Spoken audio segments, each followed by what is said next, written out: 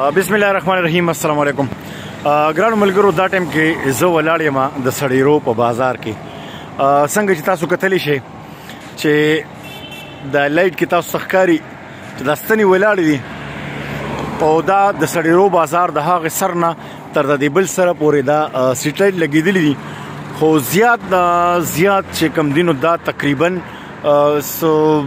یا 15 یا 20 ورځې دا ان پاتې شوي دي چې دا لګېدلي دي.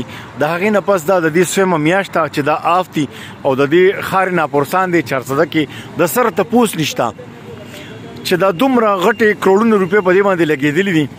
او دا د چارسدې یو ډېر مین بازار دی سړیرو. تاسو کتلی شئ په دې باندې کروڑونه روپۍ بل پاس شوي دي. خو دا تاسو ګور یو سټریټ لایټ په دې کې کار نه کوي او دا ټول مکمل آف دي.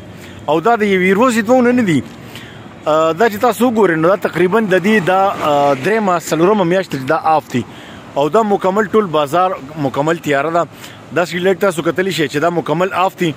خو ښار ناپورسان دی په دې کروڑونو روپۍ بل پاس شوي دي او د دې تپوس څوک نشته چې آیا په سړیرو بازار کې د کروڑونو روپۍ د ګورنمنټ ضایع شوي دا د عوامو پیسه ده او په دې کې اوسه پورې داسې څوک چا تپوس ونه کړو چې آی ولې دا سټریټ لایټ بند دي.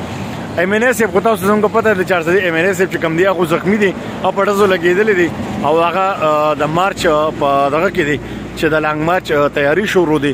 او ایم پی اے صاحب چې کوم دی نو هغه هم تاسو کتلی شئ چې د دې تپوس نشته. او دا د چارسدې یو ډېر مهم روډ دی، مین چارسده مردان روډ دی. او تاسو په دې کې کتلی شئ چې دا سټریټ لایټ په دې کې مکمل آف دي او دا صرف او صرف یو 15-20 ورځې دا لګېدلي د هغې نه پس دا آف شوي دي. زما په ویډیو به تاسو کمنټس کوئ. ویډیو دا به جان طرفه چارسده سړیرې.